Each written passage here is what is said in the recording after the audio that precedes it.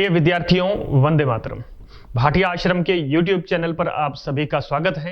मैं आपके समक्ष उपस्थित हुआ हूं उपनयन पुस्तक के भारतीय राजव्यवस्था खंड और पार्ट 8 को लेकर।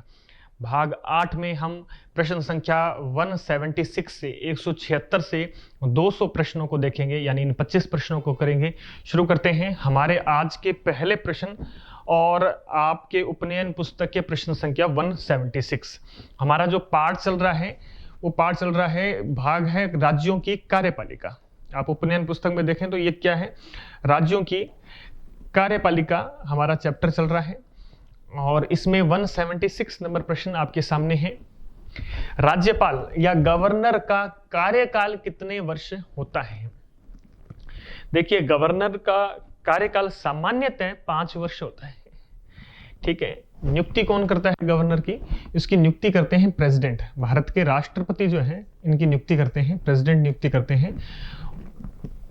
और हटाते कौन है? हटाते भी प्रेसिडेंट है। तो 5 वर्ष का कार्यकाल जो होता है वो राष्ट्रपति के प्रसाद पर्यंत होता है। सामान्यतः 5 वर्ष होता है, लेकिन ये होता किसके है? राष्ट्रपति के प्रसाद पर्यंत है, उनके प्लेजर पर है। राष्ट्रपति जब चाहे तब राज्यपाल को उसके पद से वापस बुला सकता है। ये प्रावधान कॉन्स्टिट्यूशन में किया गया है। तो उत्तर इसका ये रहेगा, सामान्यतः कितना रहता है? 5 वर्ष, यानी राष्ट्रपति के प्रसाद पर्यंत रहते हुए 5 वर्ष, ये उत्तर रहेगा। राष्ट्रपति के प्रासाद पर्यंत रहते हुए 5 वर्ष। राज्यपाल की पदावधि का उल्लेख अनुच्छेद 156 में है। उसकी जो पदावधि है वो कहाँ उल्लेखित की गई है? 156 में पदावधि का उल्लेख किया गया है कि राष्ट्रपति का टेन्योर कितना होगा, राज्यपाल का टेन्योर कितना होगा। पदावधि समाप्त हो जाने पर वह अपने उत्तराधिकारी के पद ग्रहण तक पद धारण करता है। देखिए, चाहे राष्ट्रपति हो चाहे राज्यपाल हो, चूंकि दोनों संवैधानिक पद है। राष्ट्रपति भारत का प्रथम व्यक्ति होता है, प्रथम नागरिक होता है, और संवैधानिक, चूंकि ये गणतंत्र का मुखिया है, इसलिए क्या है कि इस पद को खाली नहीं रखा जाता। जब तक नया राष्ट्रपति या नया राज्यपाल नहीं आ जाता है तब तक क्या है कि वो वर्तमान राष्ट्रपति पद पर बना रहता है। ठीक है, ये प्रोविजंस किए गए हैं। जैसे मैंने बोला कि ये दोनों में, राष्ट्रपति और राज्यपाल दोनों के संदर्भ में बात कर रहा हूं, क्योंकि दोनों ही क्या है कि एक राज्य का संवैधानिक मुखिया है और एक भारत का संवैधानिक मुखिया है। तो राज्यपाल के संदर्भ में बात करें तो राज्यपाल की नियुक्ति राष्ट्रपति करते हैं, उनको हटाना भी क्या है? राष्ट्रपति द्वारा किया जाता है। हटाना नियुक्ति दोनों राष्ट्रपति करते हैं। अब राज्यपाल का कार्यकाल हमने देख लिया 5 वर्ष का होता है। राज्यपाल का ट्रांसफर भी हो सकता है। ठीक है, राज्यपाल का एक राज्य से दूसरे राज्य में ट्रांसफर भी हो सकता है, स्थानांतरण भी हो सकता है। जब स्थानांतरण होता है तो उस स्थिति में क्या हो जाता है कि मान लो कि इसी एक राज्यपाल ने राजस्थान में 3 वर्ष कार्य किया, अब उसका स्थानांतरण गुजरात में हो गया, तो अब वो गुजरात में बचे हुए 2 वर्ष के लिए ही बना रहेगा। 2 वर्ष जैसे हुए तो उसका टेन्योर खत्म हो गया। अब राज्यपाल की क्या पुनः नियुक्ति हो सकती है क्या? यानी उसको दोबारा रीअपॉइंटमेंट हो सकता है क्या? तो बिल्कुल, राज्यपाल को रीअपॉइंटमेंट, पुनः नियुक्ति भी की जा सकती है। दोनों हो सकता है, ट्रांसफर भी हो सकता है, पुनः नियुक्ति भी हो सकती है।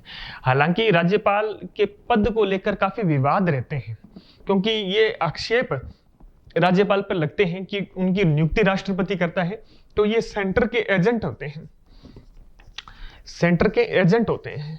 ठीक है, ये राज्य के विकास और राज्य के एकता अखंडता को बनाए रखने के लिए काम नहीं करते हैं, राज्य की संवैधानिक संप्रभुता सुनिश्चित करने के लिए काम नहीं करते, ये सेंटर के एजेंट के रूप में भी काम करते हैं। ये आक्षेप लगता है। तो ये बात कई बार होती है कि राज्यपाल को, क्योंकि राज्यपाल की नियुक्ति के लिए कोई पैनल नहीं बनता या उसको हटाने का भी कोई तरीका, सामान्यतः मंत्रिपरिषद सिफारिश करती है और राष्ट्रपति उनको हटा देते हैं। तो इसको लेकर भी विवाद है। हालांकि सुप्रीम कोर्ट ने एक मामला हुआ था BP Singhal versus union of India, ये 2010 का केस है। इस 2010 के केस में सुप्रीम कोर्ट की 5 सदस्यीय पीठ ने, 5 सदस्यीय बेंच ने क्या बोला कि जो राज्यपाल है, गवर्नर है, गवर्नर को आप मनमाने तरीके से नहीं हटा सकते। मनमाने तरीके से इसको नहीं हटा सकते हैं। ठीक है, बात करते हैं प्रश्न संख्या 177 पर। राज्यपाल किन किन की नियुक्ति करता है, अपॉइंटमेंट किन किन की करता है? तो राज्यपाल मुख्यमंत्री और अन्य मंत्रियों की नियुक्ति करता है। वह राज्य के एडवोकेट जनरल यानी जो राज्य का महाधिवक्ता होता है, राज्य का विधि अधिकारी होता है, उसकी नियुक्ति करता है। राज्य लोक सेवा आयोग के सदस्य और अध्यक्ष की नियुक्ति करता है। राज्य कार्यपालिका का प्रधान होने के नाते वह संवैधानिक पदों पर नियुक्तियां करता है। राज्य के जितने भी संवैधानिक पद हैं जो राज्य के क्षेत्राधिकार में हैं, उनमें नियुक्ति करने का काम कौन करता है? गवर्नर करता है। और ये गवर्नर की कार्यकारी शक्ति में आता है, ये गवर्नर की कार्यकारी शक्तियों के अंतर्गत शामिल होता है। ठीक है, बात करते हैं प्रश्न संख्या 178 नंबर प्रश्न। राज्य के मंत्री परिषद के सदस्यों की अधिकतम संख्या विधानसभा के सदस्यों की कुल संख्या का कितना प्रतिशत हो सकती है? तो ये आपको पता है 91वां संविधान संशोधन हुआ था 2003 के अंदर, उसमें ये प्रोविजन किया गया था मंत्री परिषद के सदस्यों की संख्या विधानसभा, एक ये ध्यान रखना, इसमें क्या है? विधानसभा, निम्न सदन, विधान परिषद शामिल नहीं है। तो विधानसभा के सदस्यों की कुल संख्या कितना? 15% हो सकता है। जिन राज्यों में विधानसभा सदस्यों की अधिकतम संख्या 40 या कम है, वहां मंत्रियों की अधिकतम संख्या कितनी रहेगी? 12 होगी, अधिकतम 12 होगी वहां पर, जहां पर 40 से कम है। कुछ एक्सेप्शन है, कुछ अपवाद है। हालांकि ये निर्धारित किया गया है कि विधानसभा में मैक्सिमम 500 सदस्य और न्यूनतम 60 होने चाहिए, लेकिन कुछ छोटे राज्यों के संदर्भ में ये अपवाद शामिल होते हैं। वो कौन कौन से राज्य हैं? जैसे गोवा है, और भी कई, नागालैंड है, नॉर्थ ईस्ट के कुछ स्टेट है, सिक्किम है, तो उनके संदर्भ में कुछ विशेष प्रोविजंस किए गए, वहां पर मंत्री परिषद की संख्या अधिकतम 12 होगी। ठीक है, बात करते हैं प्रश्न संख्या 179। राज्यपाल किस सजा को क्षमा नहीं कर सकता? तो वो ना डेथ पेनल्टी जो है, मृत्यु दंड को क्षमा नहीं कर सकता, माफ नहीं कर सकता। तो मृत्यु दंड को क्षमा करने का अधिकार किसको है? मृत्यु दंड को क्षमा करने का, तो मृत्यु दंड को क्षमा करने का अधिकार राष्ट्रपति को रहता है। ठीक है, मृत्यु दंड को जो क्षमा करना है वो अधिकार किसको है? वो राष्ट्रपति को मृत्यु दंड को क्षमा करने का अधिकार रहता है। हालांकि राज्यपाल को यह पावर है कि वो मृत्यु दंड को क्या कर सकती है? स्थगित कर सकती है या पुनर्विचार के लिए भेज सकता है। ठीक है, उसको स्थगित कर सकता है या रिव्यू के लिए भेज सकता है, चाहे, लेकिन वो क्षमा नहीं कर सकता। चाहे वो राज्य सूची के किसी विषय के संदर्भ में भी उसको मृत्यु दंड दिया हो, तभी वो उसको क्षमा नहीं कर सकता।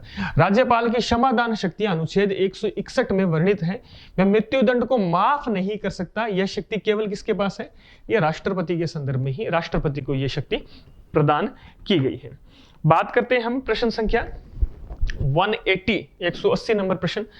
किसकी सिफारिश के आधार पर राज्य में राष्ट्रपति शासन लगाया जा सकता है और क्यों? तो राष्ट्रपति शासन, ये हम जब पिछले क्लासों में आपातकाल को पढ़ा था, उसमें आर्टिकल हमने पढ़ा था 356, और 356 किसकी बात करता है? ये बात करता है राष्ट्रपति शासन की, प्रेसिडेंट रूल की। और कब लगता है राष्ट्रपति शासन 356 के थ्रू? जब राज्य का क्या हो जाए? संवैधानिक तंत्र विफल हो जाए। संवैधानिक तंत्र क्या हो जाए? विफल हो जाए। उस स्थिति के अंदर क्या लगाया जा सकता है? राष्ट्रपति शासन लगता है। तो किसकी सिफारिश पर लगता है? तो ये राज्यपाल की सिफारिश पर लगाया जाता है। और उस स्थिति में राज्यपाल क्या करता है? केंद्र के एजेंट के रूप में कार्य करने लगता है। यानी केंद्र के एजेंट के रूप में नहीं, राष्ट्रपति राज्यपाल के माध्यम से वहां पर शासन करता है। राज्यपाल की सिफारिशों द्वारा राष्ट्रपति शासन तब लगाया जाता है जब राज्यपाल इस आशय का प्रतिवेदन राष्ट्रपति को दे कि राज्य का शासन जो है संवैधानिक उपबंधों द्वारा नहीं चलाया जा रहा। राज्यपाल केंद्रीय एजेंट के रूप में राज्य में पदस्थापित हो जाते हैं और अनुच्छेद 356 में उल्लेखित संवैधानिक तंत्र की विफलता की जानकारी राष्ट्रपति को कौन देगा? राज्यपाल देते हैं। बात करते हैं प्रश्न संख्या 181। किसे विधानमंडल के सदनों की कार्यवाही में भाग लेने का अधिकार है लेकिन उसे मत देने का अधिकार नहीं है? तो सेम प्रोविजंस हमने आर्टिकल 76 में पढ़े थे। आर्टिकल 76 किसकी बात करता है? 76 बात करता है attorney general of India. Attorney general of India को भी यह अधिकार है कि वो क्या कर सकता है? सदन की कार्यवाही में भाग ले सकता है, सदन में बैठ सकता है, बोल सकता है, लेकिन मत नहीं दे सकता। चूंकि अटॉर्नी जनरल ऑफ इंडिया जिसका प्रावधान कॉन्स्टिट्यूशन के आर्टिकल 76 में किया गया है वो संघ की कार्यपालिका में शामिल है। उसी तरह राज्यों में भाग 6 जो है, जो 152 से स्टार्ट हो रहा है, उसके अंदर राज्य का जो विधि अधिकारी होता है जिसका उल्लेख किया है आर्टिकल 165 के अंदर, वो होता है एडवोकेट जनरल, महाधिवक्ता। ये आपकी बुक में जो सॉलिसिटर जनरल लिखा है उसको आप हटा दें, उसको हम अपडेट कर देंगे, उसमें एडवोकेट जनरल लिखना है आपको, advocate general of a state. ठीक है, एडवोकेट जनरल ऑफ स्टेट जो होता है, राज्य का महाधिवक्ता होता है, वो राज्य का विधि अधिकारी होता है जो राज्य सरकार को कानूनी संबंधी मामलों में, विधि संबंधी मामलों में सलाह देने का काम करता है। और राज्य की ओर से न्यायालय में क्या है कि पेश होने का काम कौन करता है? एडवोकेट जनरल करता है। राज्य का महाधिवक्ता अनुच्छेद 165 में वर्णित है, यह राज्य का सर्वोच्च कानूनी अधिकारी होता है। बात करते हैं प्रश्न संख्या 182 और 182 से जो नया चैप्टर शुरू हो रहा है वो नया चैप्टर कौन सा है? वो नया चैप्टर है राज्यों की व्यवस्थापिका। राज्यों की व्यवस्थापिका यानी लेजिस्लेचर है। ठीक है, 3 चीजें होती हैं, एक कार्यपालिका होती है, एक व्यवस्थापिका होती है, एक न्यायपालिका होती है। न्यायपालिका आपको पता है, हमारी जो न्यायपालिका है वो इंटीग्रेटेड है, जिसमें सुप्रीम कोर्ट, फिर हाई कोर्ट, फिर सबऑर्डिनेट कोर्ट्स आती हैं।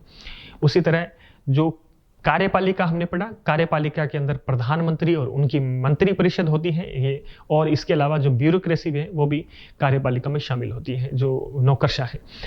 और व्यवस्थापिका का मतलब हो गया जो कानून बनाता है, लेजिस्लेचर। ठीक है, जो कानून निर्माण करने की संस्था है वो विधायिका है, इसको विधायिका बोल लें, व्यवस्थापिका बोल लें, लेजिस्लेचर बोल लें।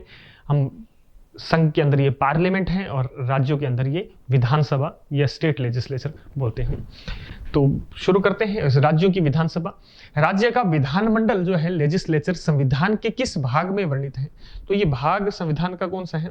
ये संविधान का भाग है भाग 6। संविधान के 6ठे भाग के अनुच्छेद 168 से 212 तक राज्य के विधानमंडल का, उसमें ऑर्गेनाइजेशन है, उसका टेन्योर है, प्रोसीडिंग है, उनकी पावर्स हैं आदि का वर्णन किया गया है। बात करते हैं प्रश्न संख्या 183। राज्य का विधानमंडल जो है किन से मिलकर बनता है? जैसे हमने संसद पढ़ा था, संसद किन से मिलकर बनती है?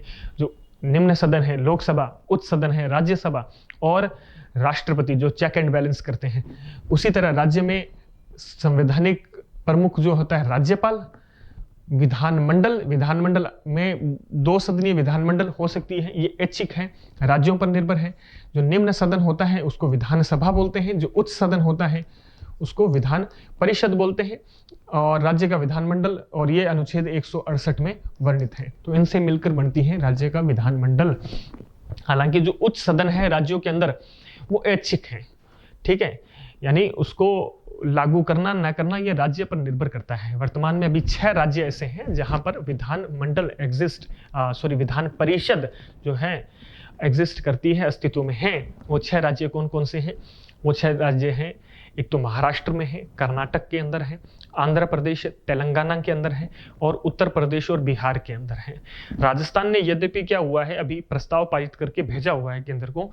अगर वो पारित हो जाता है तो राज्य के अंदर भी विधान परिषद, या राजस्थान में विधान परिषद अस्तित्व में आ जाएगी। लेकिन अभी वो प्रस्ताव पेंडिंग है सेंटर के पास, केंद्र के पास। संसद उस पर साधारण बहुमत से जब कानून बनाएगी तो राज्य में भी ये प्रावधान हो जाएगा। ठीक है, बात करते हैं प्रश्न संख्या 184। द्विसदनीय विधानमंडल में 2 भाग कौन कौन से हैं? तो अभी मैंने बात की, जो निचला भाग होता है, निम्न सदन होता है, जनता का सदन होता है, वो विधानसभा है। जो उच्च सदन होता है उसको विधान परिषद बोलते हैं, लेजिस्लेटिव काउंसिल बोलते हैं। विधानसभा के सदस्य प्रत्यक्ष डायरेक्ट चुने जाते हैं, और विधान परिषद के सदस्य जो हैं इनडायरेक्ट इलेक्ट होते हैं। ठीक है, इनडायरेक्ट होते हैं। उसमें भी प्रावधान किए गए हैं कि 1/6 सदस्य जो है नॉमिनेट किए जाएंगे, राज्यपाल नॉमिनेट करते हैं। बाकी 5/6 सदस्य इनडायरेक्ट इलेक्ट होते हैं। उनमें कुछ लोकल बॉडीज से आते हैं, कुछ पढ़े लिखे लोग जो स्नातक स्तरीय लोग हैं वो उनमें वोट कास्ट करते हैं, जो पढ़े लिखे विद्यार्थी हैं यूनिवर्सिटी में पढ़ने वाले या हायर सेकेंडरी से ऊपर के जो टीचर्स हैं वो उसमें वोट कास्ट करते हैं। तो इस तरह क्या है विधान परिषद का चयन किया जाता है, जो नॉमिनेट भी होती है और इलेक्टेड भी होती है। लेकिन इलेक्शन किस तरह का होता है, इलेक्शन उनमें इनडायरेक्ट इलेक्शन करवाए जाते हैं। 185 वर्तमान में द्विसदनीय विधानमंडल किन किन राज्यों में है? अभी मैंने बात की किन किन राज्यों में है, आंध्र में है, बिहार में है, महाराष्ट्र में है, यूपी में है, कर्नाटक में है और तेलंगाना में है। पहले जम्मू कश्मीर में भी था। जम्मू कश्मीर विधान परिषद को जम्मू कश्मीर पुनर्गठन जो अधिनियम आया 2019 का, जब जम्मू कश्मीर में धारा 370 को हटाया गया था तो उसके बाद रीऑर्गेनाइजेशन किया स्टेट का, उसके अंदर विधान परिषद को हटाई दिया और जम्मू कश्मीर को स्टेट का दर्जा भी छीन लिया और यूटी का दर्जा जो है उसको दे दिया यूनियन टेरिटरी का। लेकिन यूटी कौन सी होगी, वो विधानसभा के साथ यूटी है। ठीक है, जम्मू कश्मीर जो है विधानसभा के साथ यूनियन टेरिटरी है, यानी संघ शासित प्रदेश रखा गया है। बात करते प्रश्न संख्या 186 नंबर प्रश्न आपके सामने है कि राज्यों में विधान परिषद का जो सृजन है यानी जो क्रिएशन है और उसका उत्सादन है यानी अबोलिशन है, समाप्त करना है, किस प्रकार किया जा सकता है। तो इसके लिए क्या प्रोविजंस हैं। अगर विधान परिषद का गठन करना हो यानी लेजिस्लेटिव काउंसिल का गठन करना हो तो सबसे पहले क्या करता है, जो स्टेट है वो अपने यहाँ से अपनी विधानसभा में स्पेशल मेजोरिटी से एक प्रस्ताव पारित करेगा, एक मोशन पारित करेगा, स्पेशल मेजोरिटी से संकल्प पारित करेगा। उसके बाद ये मोशन पारित करने के बाद वो संसद को भिजवाया जाएगा और पार्लियामेंट जो है सिंपल मेजोरिटी से, साधारण बहुमत से इसका क्रिएशन करेगी। ठीक है, अगर हटाना हो तो इसकी भी सेम प्रक्रिया रहेगी जैसे राज्य विधान सभा जो है इसके लिए क्या करेगी, विधानसभा एक स्पेशल मेजोरिटी से मोशन पारित करेगी और उसके बाद केंद्र को भिजवाएंगे और केंद्र क्या है उसको साधारण बहुमत से पारित कर हटा देता है। ठीक है, ये एक सामान्य तरीका है विधान परिषद को उत्साद करने का और उसका सृजन करने का। बात करते हैं प्रश्न संख्या 187, विधान परिषद की सदस्य संख्या अधिकतम कितनी हो सकती है। तो कॉन्स्टिट्यूशन में प्रोविजन किया गया है कि विधानसभा जो निचला सदन है उसकी कुल संख्या का 1/3, 1/3। एग्जाम्पल दो, जैसे राजस्थान में अगर विधान सभा के सदस्य कितने हैं, 200 हैं और उनका 1/3 जो है इसमें विधान परिषद हो, यानी टोटल कितने हो गए, 66 सदस्य के लगभग जो है विधान परिषद। अगर राजस्थान में विधान परिषद आती है तो उसकी सदस्य संख्या कितनी रहेगी, 66 रहेगी। 66 सदस्य विधान परिषद राजस्थान में आएगी। ठीक है, तो 1/3 इसमें कम से कम कितने होने चाहिए, 40 सदस्य होना चाहिए। 40 तो मिनिमम है, उतना होना चाहिए। अर्थात विधान परिषद में सदस्यों की संख्या विधानसभा के आकार पर निर्भर करती है। विधानसभा का आकार कितना उस पर निर्भर करते हैं। जैसे सबसे बड़ी विधान परिषद आपसे पूछे तो किसकी है, किस स्टेट की है, तो स्वाभाविक है उत्तर प्रदेश का जो विधान सभा है वो 403 सदस्यों की है, तो सबसे बड़ी जो विधान परिषद होगी वो उत्तर प्रदेश की ही रहेगी। बात करते हैं प्रश्न संख्या 188, विधान परिषद की कुल सदस्य संख्या, कुल सदस्य संख्या में कितने सदस्यों का नाम राज्यपाल निर्दिष्ट करता है। यानी मैंने अभी बात की कि नॉमिनेट सदस्यों को पूछ रहे हैं, तो मैंने ये बोला था कि नॉमिनेट कितने होते हैं, 1/6 सदस्य हैं और 5/6 क्या होते हैं, ये इनडायरेक्टली क्या होते हैं, निर्वाचित होते हैं। तो जो 1/6 सदस्य नॉमिनेट होते हैं वो कौन से हैं, तो वो होते हैं जिन्होंने किन क्षेत्रों में काम किया हो, जिन्होंने साहित्य में, विज्ञान में, कला के अंदर, सहकारी आंदोलन,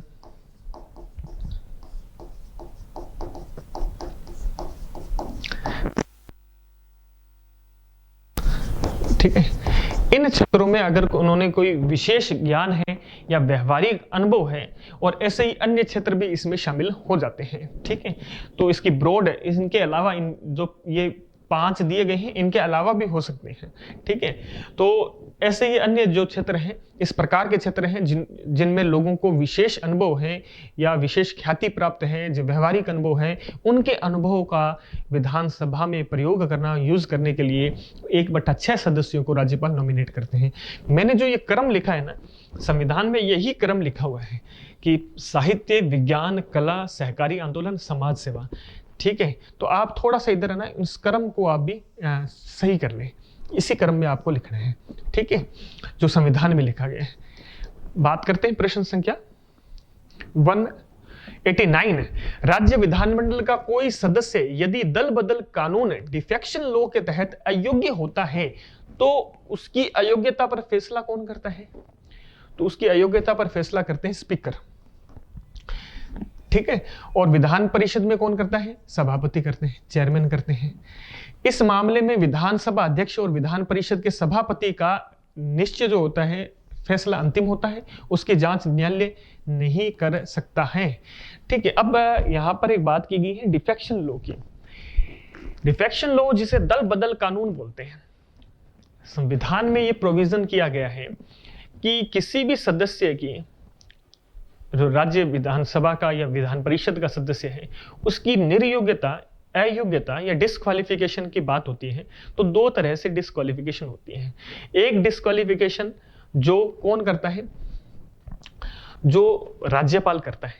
राज्यपाल चुनाव आयोग से सलाह लेकर करता है। जैसे कोई पहले से लाभ के पद पर बैठा हुआ है, कोई दिवालिया हो गया, विकृत चित्त का है, या विधानमंडलीय विधि के तहत, संसदीय विधि के तहत अयोग्य है, रिप्रेजेंटेटिव एक्ट 1951 के तहत अयोग्य है, 2 वर्ष से ज्यादा की सजा है, छुआछूत, जो सामाजिक कुरीतियों से संबंधित अपराध हैं, दहेज है, उनमें लिप्त पाया गया है। तो ऐसे लोगों की जो अयोग्यता है वो राज्यपाल करता है, लेकिन राज्यपाल कैसे करेगा? चुनाव आयोग की सलाह पर करता है। एक निर्योग्यता है ये वाली डिफेक्शन लॉ की। एक्चुअल में हुआ था कि 60 के दशक में या 70 के दशक में राजनीति के अंदर क्या है कि शुचिता की कमी आने लगी। राजनीति के अंदर क्या है कि जो बात करें कि एक पार्टी का कोई सदस्य चुना गया है, वो चुनकर आने के बाद मौका परस्त हो गया, अवसरवादी हो गया, उसको लगा कि इस पार्टी में कोई मुझे सही अवसर नहीं दिख रहा है, तो पार्टी चेंज, विचारधारा चेंज कर दूसरी पार्टी में शामिल हो गया। तो राजनीति के अंदर जो स्वच्छता है वो खत्म हो गई। ठीक है, मौका परस्त राजनीति होती है, अवसरवादी राजनीति हो गई, भ्रष्टाचार बढ़ गया। तो उसे रोकने के लिए ये महसूस किया गया कि हमें राजनीतिक शुचिता अपनानी होगी। तो 52वां संविधान संशोधन किया गया 1985 में, 52nd कॉन्स्टिट्यूशनल अमेंडमेंट 1985। और ये क्या था? स्पेशली दल बदल कानून के लिए।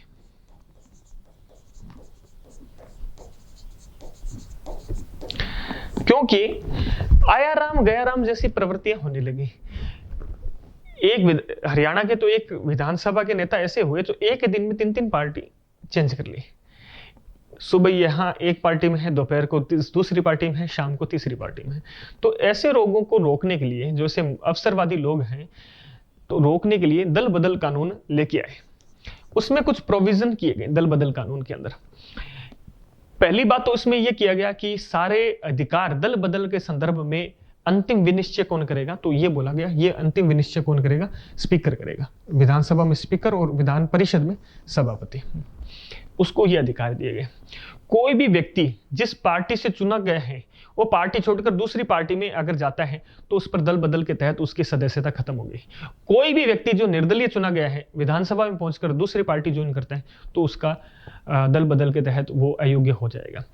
कोई भी व्यक्ति विधानसभा में, विधान परिषद में अपने पार्टी के विहिप, जो विहिप होता है, हर पार्टी का एक विहिप होता है जो अनुशासन पार्टी में क्रिएट करता है, विहिप के खिलाफ जाकर वोट करता है या मत देता है तो उस संदर्भ में भी उसकी दल बदल के तहत अयोग्यता हो जाएगी। ठीक है, कोई भी नॉमिनेट सदस्य 6 महीने के बाद किसी पार्टी को ज्वाइन करता है तो भी उसको दल बदल के तहत अयोग्य घोषित किया जा सकता है। तो ये कुछ प्रोविजंस किए गए ताकि राजनीति के अंदर स्वच्छता लाई जा सके, सफाई लाई जा सके, और इस तरह की जो राजनीति है, दल बदलू राजनीति, उसको रोका जा सके। ठीक है, तो 52वां संविधान संशोधन दल बदल कानून, और संविधान में एक अनुसूची जोड़ी थी, 10वीं अनुसूची। ठीक है, बात करते हैं प्रश्न संख्या 190। राज्य विधान परिषद कौन समाप्त कर सकता है? हमने बात की संसद कर सकती है। 169 के तहत राज्यों में विधान परिषद के निर्माण और समाप्ति की शक्ति इसको है, संसद को है, अंतिम शक्ति संसद को। हालांकि इसके लिए क्या करना होगा, विधानसभा एक मोशन पारित करेगी स्पेशल मेजोरिटी से, जो हमने अभी बात की। बात करते हैं प्रश्न संख्या 191। राज्यपाल द्वारा किन विषयों में विशेष व्यवहारिक अनुभव रखने वाले व्यक्तियों को विधान परिषद में नामित किया जाता है? ये वही प्रश्न है। तो किन व्यक्तियों को, हमने अभी बात की 1/6 सदस्य ऐसे होते हैं और जिन्होंने किसमें, साहित्य, विज्ञान, फिर कला, फिर सहकारी आंदोलन और समाज सेवा। तो थोड़ा सा करेक्ट कर ले, तो इन व्यक्तियों को 1/6 जो ऐसे सदस्य हैं उनको नॉमिनेट करते हैं विधान परिषद के अंदर। 192 विधान परिषद की कुल संख्या का कितना भाग प्रत्येक 2 वर्ष बाद अवकाश ग्रहण कर लेते हैं? तो कितने लोग हैं जो अवकाश ग्रहण कर लेते हैं? 192 1/3 ऐसे सदस्य हैं जो 2 वर्ष बाद अवकाश ग्रहण करते हैं। सेम जैसे हमने राज्यसभा के संदर्भ में पढ़ा था, वैसे विधान परिषद में 1/3 सदस्य हैं प्रत्येक 2 वर्ष में अवकाश ग्रहण करते हैं। विधान परिषद राज्यसभा के समान एक स्थायी सदन है। इसके कार्यकाल कितना होता है? 6 वर्ष का इसमें कार्यकाल रहता है। बात करते हैं प्रश्न संख्या 193। विधान परिषद के सदस्यों का कार्यकाल कितना होता है? तो 6 वर्ष का कार्यकाल होता है सदस्यों का। अभी हमने बात की 1/3 सदस्य प्रत्येक 2 वर्ष में सेवानिवृत्त हो जाते हैं। सेवानिवृत्त सदस्य पुनर्निर्वाचन और दोबारा नामांकन हेतु योग्य होते हैं। चूंकि विधान परिषद क्या है, राज्यसभा की तरह एक स्थायी सदन है, तो इसका क्या नहीं होता, विघटन नहीं होता है। ठीक है। 194 नंबर प्रश्न, विधानसभा में कुल सदस्य संख्या अधिक व कम से कम कितनी हो सकती है? तो अधिकतम विधानसभा में हमने बात की थी पहले भी, 500 सदस्य होते हैं, न्यूनतम 60 सदस्य होते हैं। हालांकि कुछ एक्सेप्शन है, अपवाद है। ठीक है, किन राज्यों के संदर्भ में? ठीक है, जैसे सिक्किम है उसमें 32 सदस्य हैं, गोवा में 40 हैं, मिजोरम में भी 40 हैं। ठीक है, ये कुछ अपवाद हैं जहां पर 60 से कम है। हालांकि अरुणाचल प्रदेश में 60 है और नागालैंड में 60 है। तो थोड़ा सा करेक्ट यहां भी अपनी पुस्तक में कर लें आप। ठीक है, बात करते हैं प्रश्न संख्या 195। विधानसभा का कार्यकाल कितना होता है? विधानसभा का कार्यकाल कितना होता है तथा इसके कार्यकाल पूर्ण होने से पूर्व इसका विघटन कौन कर सकता है? विधानसभा का कार्यकाल सामान्यतः 5 वर्ष होता है। 5 वर्ष से पहले भी विघटन हो सकता है। और विघटन कौन कर सकता है? राज्यपाल करता है। कब करता है विघटन? जब राज्यपाल को ऐसा लगता है कि जो वर्तमान सरकार है उसके पास क्या नहीं है, बहुमत नहीं है, मेजोरिटी नहीं है, तो नो कॉन्फिडेंस मोशन आ जाता है और वो पारित हो गया तो विधानसभा खत्म हो जाएगी, विघटित हो जाएगी। राष्ट्रीय आपातकाल के समय संसद द्वारा विधानसभा का कार्यकाल एक समय में 1 वर्ष तक क्या हो सकता है, बढ़ाया जा सकता है। ये अलग बात है। 352 जब लगती है तो हमने ये पढ़ा भी था कि 1 वर्ष में एक बारी में 1 वर्ष तक इसको बढ़ा सकते हैं। 196 विधानसभा की अवधि को एक बार में कितने समय तक बढ़ाया जा सकता है? तो एक बार में आपातकाल समय एक बार में 1 वर्ष बढ़ा सकते हैं। आपातकाल समाप्त हो जाए तो 6 माह के भीतर क्या है, आपको चुनाव करवाने होते हैं। राज्यों के विधानमंडलों की अवधि संबंधी प्रावधान संविधान के भाग 6 और अनुच्छेद 172 में वर्णित है कि उसकी जो अवधि कितनी रहेगी। 197 संविधान का कौन सा अनुच्छेद विधान परिषद के सृजन उत्साधन का उल्लेख करता है? 169 ये आपको ध्यान रखना। थोड़ा सा जो अनुच्छेद 168 से 72 है, थोड़ा सा आपको बारीक से देखना है। एग्जाम में भी प्रश्न आता है कि अब थोड़ा कंफ्यूज होता है 168 में क्या है, 69 में क्या है, 70 में क्या है, 71 72 में क्या है, तो इनको ध्यान से देखें। 169 जो है क्या बात करता है? विधान परिषद का सृजन यानी क्रिएशन, उत्साधन, एवोल्यूशन का उल्लेख करता है। यदि राज्य विधानसभा विशेष बहुमत द्वारा इस आशय का संकल्प पारित कर दे और संसद इस विधान परिषद का सृजन या समापन कर सकती है। संसद कैसे बहुमत से करेगी इसको? सिंपल मेजोरिटी से। ठीक है, बात करते हैं 198 विधानमंडल के किसी सदस्य की योग्यता तथा अयोग्यता संबंधी विवाद का अंतिम विनिश्चय राज्यपाल किसके परामर्श से करता है? वो इलेक्शन कमीशन। अभी हमने बात की थी कि 2 तरह से डिस्क्वालिफिकेशन होती है। ठीक है, ये जो डिस्क्वालिफिकेशन दूसरी है, ये पहली तो है 191 के तहत जो ये बात कर रहा है। 191 में ये प्रावधान किया गया है कि राज्यपाल जो है, राज्यपाल किसी सदस्य को अयोग्य ठहरा सकता है चुनाव आयोग की सिफारिश पर, परामर्श पर। और वो किन क्षेत्रों में, किन किन में, अगर वो कोई लाभ के पद पर बैठा है, लाभ का पद है, वो मानसिक रूप से विकृत है, दिवालिया हो गया है, संसदीय विधि के तहत उसको अयोग्य घोषित किया है, या किसी आरपीए जो रिप्रेजेंटेटिव एक्ट है 1951 उसके तहत उसको अयोग्य घोषित किया गया है, या उसके तहत वो अपराध का दोषी है। ठीक है, चुनावी खर्च सही नहीं बताया है, वो अगर सामाजिक कुरीतियों में लिप्त है, 2 वर्ष से ज़्यादा की सजा हो गई है, तो ये सारे प्रोविजंस उस पर लागू होते हैं। तो डिस्क्वालिफिकेशन 2 प्रकार से है। एक डिस्क्वालिफिकेशन 191 में है एमएलएज के लिए, और एक डिस्क्वालिफिकेशन है जो दल बदल से संबंधित है। अनुच्छेद 324 में संसद, राज्य विधानमंडल, राष्ट्रपति व उपराष्ट्रपति के निर्वाचन हेतु निर्वाचन आयोग का प्रावधान क्या है। हाँ, इलेक्शन कमीशन जो है, जो एक संवैधानिक बॉडी है, संवैधानिक कॉन्स्टिट्यूशनल बॉडी है, आर्टिकल 324 से 329 के बीच में जो है हम इलेक्शन से संदर्भ में, निर्वाचन से संबंध में प्रावधान किए गए हैं। इलेक्शन कमीशन जो है राज्यों के अंदर जो मुख्य निर्वाचन अधिकारी होता है, जो इलेक्शन कमीशन ऑफ इंडिया का ही अधिकारी होता है, नियुक्त होता है। मुख्य निर्वाचन अधिकारी ये राज्य के अंदर चुनाव करवाने का कार्य करता है। ठीक है, और जब किसी एमएलए के संदर्भ में विवाद होता है तो राज्यपाल क्या करेगा, उसकी डिस्क्वालिफिकेशन के संदर्भ में कोई इश्यू उठता है तो राज्यपाल इससे परामर्श करेगा इलेक्शन कमीशन से, और उसके बाद जो है उस सदस्य की निर्योग्यता के संदर्भ में डिसीजन लेगा। 199 विधान परिषद धन विधेयक तथा साधारण विधेयक को कितने समय तक रोक सकती है। तो विधान परिषद धन विधेयक को तो 14 दिन तक रोक सकती है। ठीक है, लिमिटेड शक्तियां हैं, जैसे राज्यसभा के संदर्भ में लागू होता है 14 दिन तक राज्यसभा के पास भी प्रतिबंधित शक्तियां हैं, वैसे विधान परिषद है 14 दिन। साधारण विधेयक के संदर्भ में भी विधान परिषद उस विधेयक को एक बार में 3 माह तक रोक सकती है, और पुनर्विचार के लिए भेजने पर 1 माह और, यानी टोटल 4 माह। साधारण विधेयक विधान परिषद के पास गया, विधानसभा के से पास होकर, तो एक बार में 3 माह तक रोक लिया। अगर रिव्यू के लिए भेज रहा है तो 1 माह और रोक सकती है, टोटल हो गए 4 माह।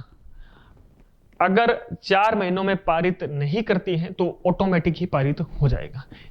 इस संदर्भ में आप देखें तो राज्यसभा से या राज्यसभा की अपेक्षा विधान परिषद जो है एक कमजोर सदन है, क्योंकि विधान परिषद किसी भी साधारण विधेयक को मैक्सिमम 4 माह तक रोक सकती है। धन विधेयक के संदर्भ में तो है लिमिटेड शक्तियां, लेकिन साधारण विधेयक को 4 माह के लिए रोक सकती है। तो इसलिए क्या है कि इस सदन की जो उपयोगिता है इस पर प्रश्न चिन्ह लगते हैं कि जब इसकी उपयोगिता राज्यसभा के समान नहीं है तो इसको सर्जित करने से क्या मतलब है। इसका मतलब है कि आप जो राज्य के जो कानून है उसमें पेंडेंसी रखना चाहते हो, उसमें लेट लतीफी देरी करना चाहते हो, इसलिए इस सदन का क्रिएशन करें। ठीक है, कुछ लोग इसके समर्थक हैं, वो बोलते हैं कि यद्यपि इसके पास पावर कम है संवैधानिक रूप से, लेकिन राज्य के अंदर जो बहुमत का आतंक है उसको रोकने के लिए और एक चेक एंड बैलेंस बनाने के लिए इस सदन का सृजन किया जाना चाहिए। तो ये दोनों ही मत रहते हैं। बात करते हैं आज के अंतिम प्रश्न पर। अगर किसी विधेयक के संबंध में दोनों सदनों में, विधानसभा और विधान परिषद, गतिरोध, डेडलॉक उत्पन्न हो जाए तो ऐसी स्थिति में किसकी इच्छा मान्य होगी। तो देखिए, यूनियन में हमने पढ़ा कि अगर डेडलॉक की स्थिति हो जाए, गतिरोध की स्थिति हो जाए, यानी लोकसभा किसी बिल को पास कर राज्यसभा में भेज रही है, राज्यसभा उसको पास नहीं कर रही है, रिव्यू के लिए भेज रही है, रिव्यू होकर दोबारा आता है तब भी पास नहीं कर रही है, रोक के रख रही है, 6 माह तक अपने पास रोक सकती है, तो पारित ना करे तो ये है डेडलॉक, गतिरोध की स्थिति। इस संदर्भ में कॉन्स्टिट्यूशन में ये प्रावधान किया गया है यूनियन के संदर्भ में कि 108 के तहत संयुक्त बैठक बुलाई जा सकती है, जॉइंट सिटिंग बुलाई जा सकती है। संयुक्त बैठक के प्रावधान के बारे में हम डिटेल बात कर चुके हैं अपने इसी ओपिनियन सीरीज के पूर्व के वीडियो में। लेकिन राज्यों के संदर्भ में संयुक्त बैठक का, जॉइंट सिटिंग का कोई प्रावधान नहीं होता। जैसे मैंने कहा, अगर गतिरोध की स्थिति है तो राज्य विधान परिषद क्या करेगी, विधान परिषद के पास मैक्सिमम 4 महीने हैं, एक बार में 3 माह और रिव्यू के बाद, रिकंसिडर के बाद 1 माह और। तो इस तरह 4 माह बाद वो ऑटोमेटिकली पास हो जाएगा। तो ऐसा कोई प्रोविजन नहीं है राज्यों के संदर्भ में कि जॉइंट सिटिंग बुलाई जाए। ठीक है, तो ये हमने 200 प्रश्न पूरे कर लिए हैं, भाग 8 को कर लिया है। अब हमारे रेस्ट 50 प्रश्न रह गए हैं। उन 50 प्रश्नों को 9वीं और 10वीं वीडियो में देखेंगे। कक्षा को विराम देते हैं। जय हिंद, जय भारत।